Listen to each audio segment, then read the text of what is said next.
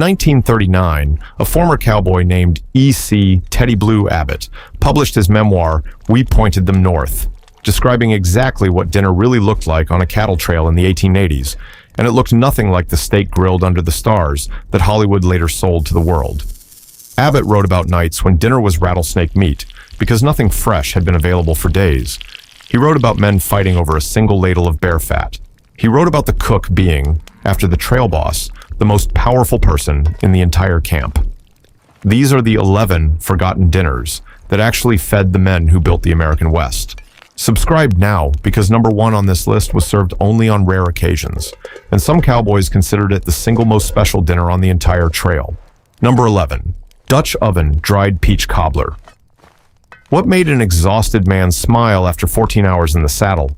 Dried peaches traveled in burlap sacks inside the supply wagon, sturdy enough to survive weeks on the road without spoiling.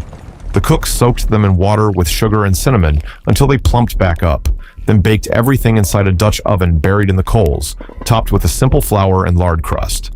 Half a kilo of dried peaches cost around 10 cents in 1875. It was the closest thing to home the trail could offer. Most of the dried peaches reaching frontier trading posts came from orchards in Missouri and Arkansas, shipped by rail to the end of the line, and then hauled by wagon the rest of the way to camp. On more festive occasions, like finishing a difficult river crossing, some cooks added a splash of whiskey to the syrup before baking, a small luxury that rarely showed up in any other dish on this list.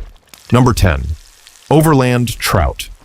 Why did cowboys give a fish nickname to a dish that had no fish in it at all? Overland trout was the dark joke cowboys gave to fried bacon, out on a trail where real fish was simply impossible to get. Thick slices of salt pork were fried until the edges crisped, served with the pan drippings poured over the top.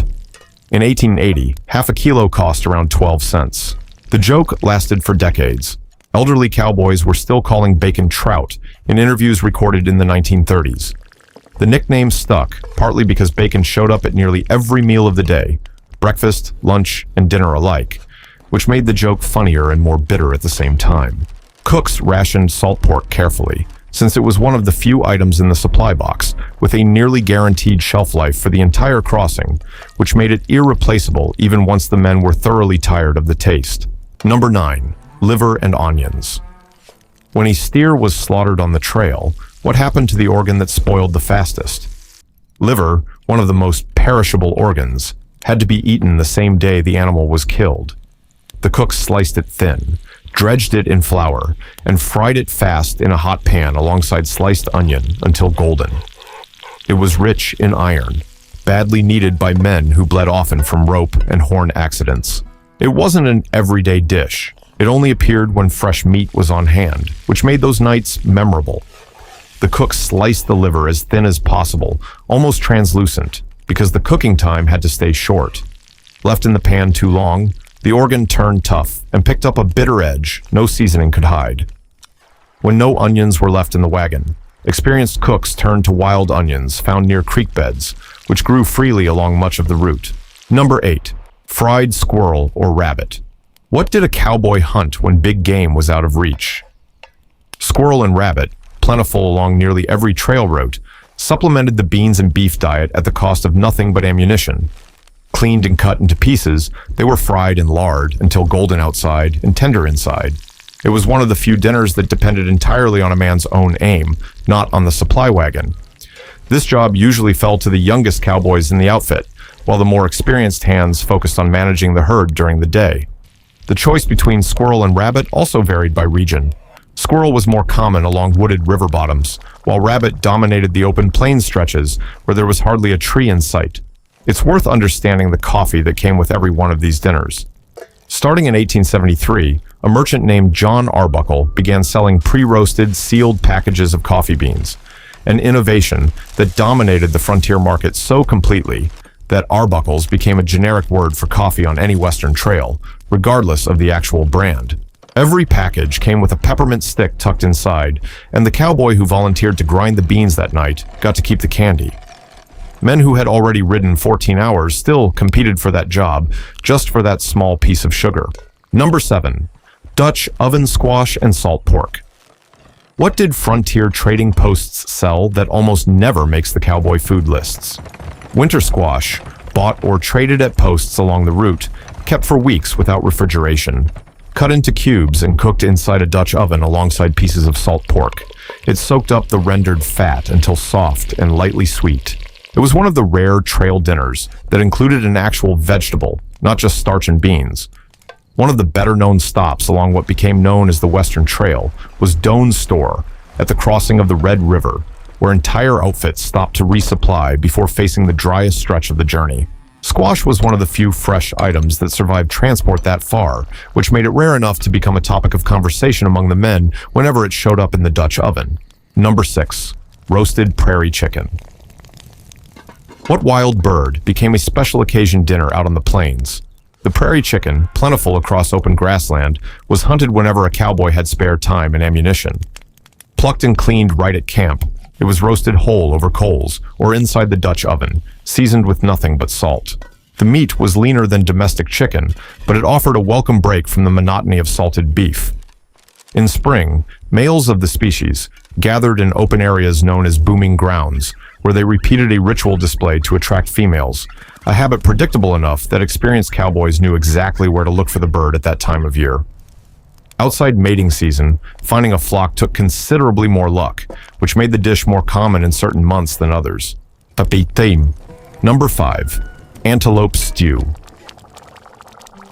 What replaced beef when the outfit hadn't yet slaughtered any animal from its own herd? Wild antelope, common from Texas to Wyoming, was hunted and cut into pieces for a stew simmered slowly with onion and whatever vegetables were on hand. The meat was leaner and stronger in flavor than beef, and experienced hunters avoided older animals, whose meat toughened too quickly for trail cooking. Unlike beef, which could be salted and kept for weeks, antelope meat spoiled quickly and had to be cooked the same day it was hunted, meaning the dish only appeared when a hunter's luck lined up with enough time to cook it slowly. Experienced hunters aimed at younger animals from a distance, since pronghorn antelope are known for exceptionally sharp eyesight and tend to bolt long before a horse can close the gap. We're halfway through the list, and the next dinners are the ones that really separated an ordinary night from an exceptional one on the trail. Subscribe now, because number 2 on this list shocked even the Eastern journalists who visited the West. Number 4. Chuckwagon fresh beef stew. What happened when a steer was genuinely injured on the trail and had to be put down on the spot? Unlike salted meat that lasted for months, fresh meat from an emergency slaughter had to be eaten within days. The cook cut the best pieces into cubes and simmered them slowly with onion, potato when available, and enough water to make a thick stew. These nights were treated almost like a celebration. Real fresh meat was rare enough to become the whole camp's conversation for the entire evening. Word that there would be fresh meat for dinner spread through camp within minutes, and the cook usually rationed portions carefully, since the meat wouldn't survive the next day's heat regardless, meaning the crew either ate well that one specific night or wasted whatever was left over. On larger outfits, a single carcass barely stretched far enough to feed everyone, which meant these nights also required some unspoken agreement about who ate first. Number 3. Bear meat stew. What animal, rarely hunted on purpose, became the most talked about dinner of the month whenever it appeared? Bears occasionally crossed paths with outfits in the mountainous stretches of the route, and when one was killed, its meat was simmered slowly with whatever seasoning was on hand until tender. The flavor was described by cowboys of the era as stronger and greasier than beef. It wasn't a planned dish. It was an event, almost always followed by stories that got retold for weeks afterward. Hunting a bear wasn't a task any cowboy volunteered for eagerly. It was a large enough animal to seriously injure a man armed with nothing but an ordinary hunting rifle, and most outfits simply preferred to avoid the encounter. When the hunt happened anyway, usually because the bear had wandered too close to the herd or the camp, the meat was divided among as many men as possible, since nobody wanted to waste an animal killed so rarely. Notice how many of these dinners depended on hunting, not cattle. That wasn't a coincidence. Frontier food historians point out that outfits rarely slaughtered healthy animals from their own herd. Every live steer was real money waiting at the delivery point in Kansas. Hunting antelope, rabbit, or even bear cost only ammunition, while killing a steer from the herd was, quite literally, burning the entire crew's wages. The cheapest meat on the trail, in practice, was never beef. Number 2. Rattlesnake. Meat. What emergency dinner shocked Eastern visitors so much they wrote entire letters just about it? When no other meat was available and a rattlesnake crossed the outfit's path, it became dinner. The head was removed first, the skin stripped away, and the meat cut into small pieces, dredged in flour and fried in hot lard until golden. Accounts from Eastern journalists visiting ranches in the 1880s describe shocked reactions, but experienced cowboys ate it without hesitation, describing the flavor as close to chicken, only firmer.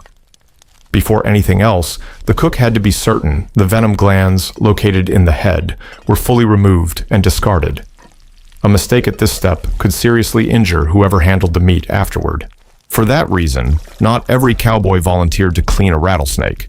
It was a job reserved for men who had done it before, with steady hands and no rush. Only one dinner left, and it was so rare that most cowboys saw it happen only once or twice in an entire trail career. Subscribe before you see number 1. Number 1. Roasted bison hump.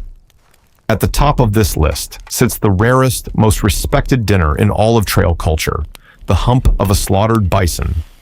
The hump, rich in fat and considered by experienced hunters to be the tastiest cut on the entire animal, was slow roasted over coals for hours until it melted from the inside out. Bison were already growing scarce through the 1870s as commercial hunters devastated the herds for their hides, which made every kill a genuine event, not a routine one. Eating bison hump wasn't just dinner. It was witnessing, without knowing it, the end of an era that was already disappearing in front of those men's own eyes. Long before any cowboy tasted this cut, Plains indigenous peoples had recognized the hump as the most valuable part of the bison for generations, reserving it for important occasions within their own traditions. Cowboys who learned to hunt and process bison alongside local guides and hunters inherited that same judgment about which part of the animal deserved the most careful preparation, even without knowing the history behind the custom. In 1866, the same year Charles Goodnight bolted that wooden box onto the back of an army wagon, a rancher named Nelson Story drove one of the first major herds from Texas to Montana, blazing a path along the Bozeman Trail. That expansion into new territory was what put cowboys in contact with antelope, bears, and bison that had never crossed their path on the older routes. The era lasted just over 2 decades. It ended in the winter of 1886 into 1887, when the blizzard known as the Great Die-Up wiped out entire herds and closed the great open-range trails for good.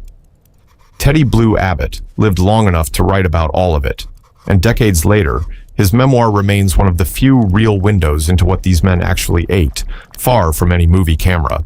Which of these 11 dinners would you actually be brave enough to try? The fried rattlesnake or the roasted bison hump?